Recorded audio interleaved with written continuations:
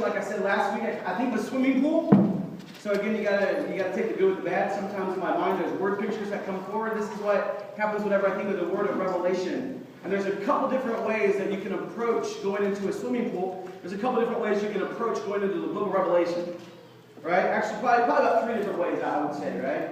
Whenever you're at a swimming pool, right, you kind of see the people that kind of do like they're on dip their toe, right? They want to judge how the water is. And so they kind of dip their toe and they go, whoa, that's cold, right? And then you know that they're never going to get into the pool, right? No matter how much you're like, no, it's not really that bad. You know, I'm in here and I'm jumping around. It's actually kind of fun. They dip their toe and they judge the water's too cold. I'm not getting in, right? So that's kind of the first approach. The second approach that I see is kind of that you slowly kind of ease your way in. And it's like painful, right? And the whole time you're going, and if you finally get out far enough, like you kind of are a little more comfortable, but even then you're kind of walking around like this. You're not really enjoying the process, right? Sometimes the book of Revelation is like that. Like you're kind of in the book of Revelation, but you're not enjoying the process. It's kind of painful. And as soon as like the lifeguard blows the whistle, you're the first one out. Like, whoa! And I'm never, ever going back, right? So you then can imagine the third approach, right?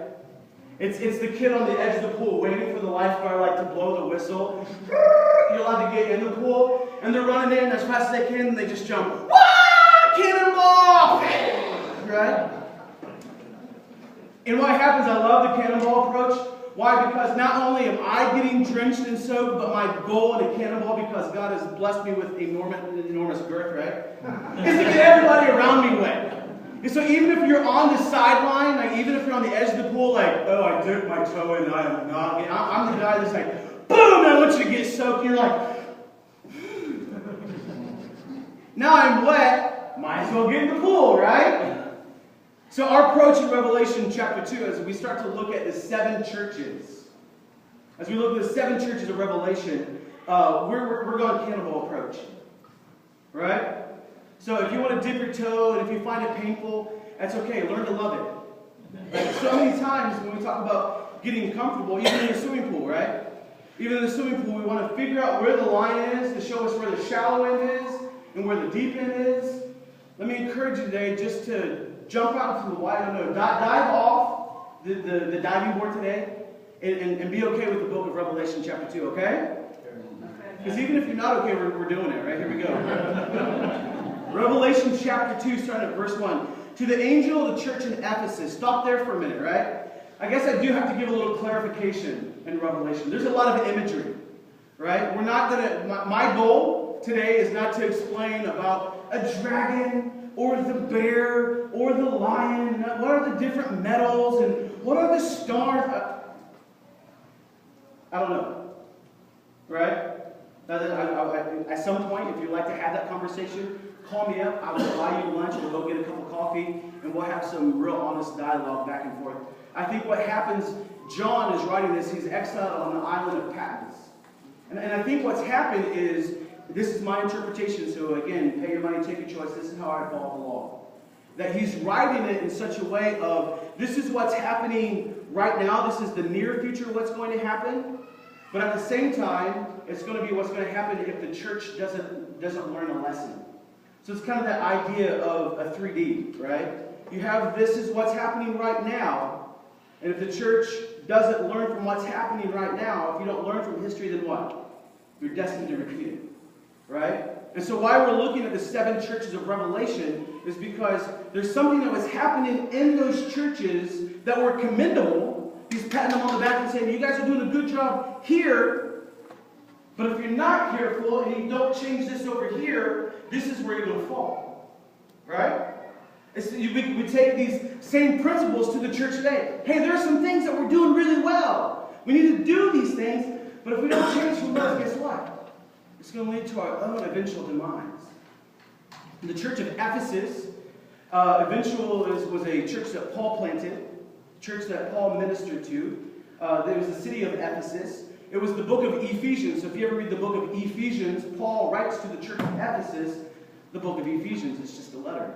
So when you start to understand that this was a real place that Paul did all of his ministry to, now God has opened John's eyes to see this is what's happening in that church. It's one of the very first churches that was planted, one of the first churches that was started. Some unique things about the church of Ephesus. I said this last week. It was a thriving metropolis, much like Elwood. I mean, maybe a little bit bigger city, right? Actually, it was a much bigger city. The problem in Ephesus, the real challenge that Paul had, is you had both Jews and Greeks. We had people who were under the covenant because they were Jewish, but you also had these people who weren't Jewish. And so all of a sudden, if you can imagine we were a multi-ethnic church, some of those difficulties that come in. One of the difficulties would be, well, if we had many different ethnicities, well, maybe somebody spoke Spanish, right? So how do you have the multi-ethnicities that you have people not to feel like second-class citizens? If everything we always did was in English, well, what about our Spanish-speaking brothers and sisters? So they kind of have some cultural things that were going on within the church. They were multi-socioeconomic. What does that mean? They had rich and they had poor, right? They had the haves and they had the have-nots. So you can imagine Paul, when he's writing to this, he as he's planning the church, the tendency would be to say, let's just talk to the people with the most power, right? Who had the most sphere of influence. And he's changing it. You read this all throughout the book of Ephesians, that it's about we're all one in Christ, right? It isn't like we have second-class citizens, that we're all chosen by God. It isn't Jew and Greek, right? It isn't male and female. It isn't slave and free. That's actually what he says to the church of Galatia, but we could interpret to the book of Ephesians and to the city of Ephesus. One of the other things that they did, because it was many different ethnicities, because there was a lot of wealth, those who had and had not, they were also polytheistic. Poly just means many, theist means gods.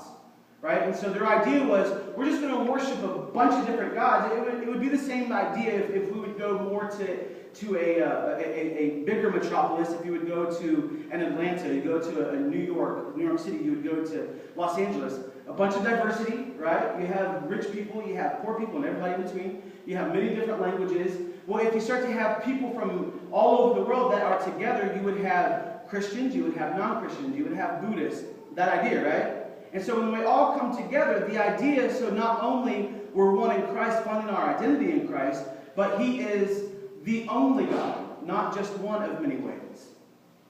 I said this last week, I'll reiterate it again. Ephesus, one of their biggest depravities, I believe, is that they would want to take all these other theistic ideas, all these other views of God, and just mold them into Christianity. You start to see the danger of that, right? There was a temple to the goddess Diana, or if you read it the other way, it's Artemis. She was the god of fertility.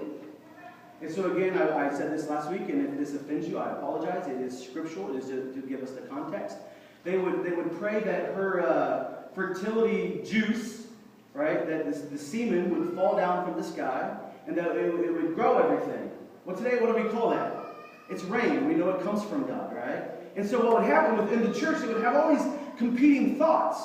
Okay, so now we're Christians, right? Now we're followers of Jesus, but we're still going to the temple of Artemis or to Diana, the sexual goddess, and we would sleep with temple prostitutes, right? And we would wonder why we'd show up at church and the pastor shaking his finger at us.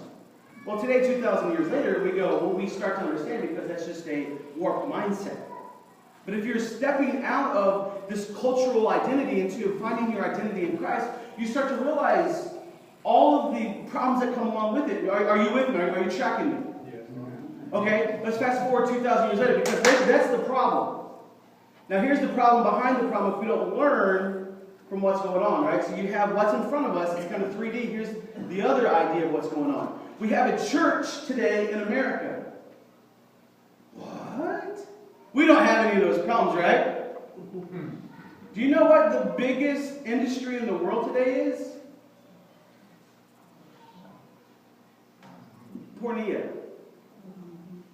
Pornography. Billions upon billions are spent on that today. Well, Pastor, it doesn't happen in the church. Really?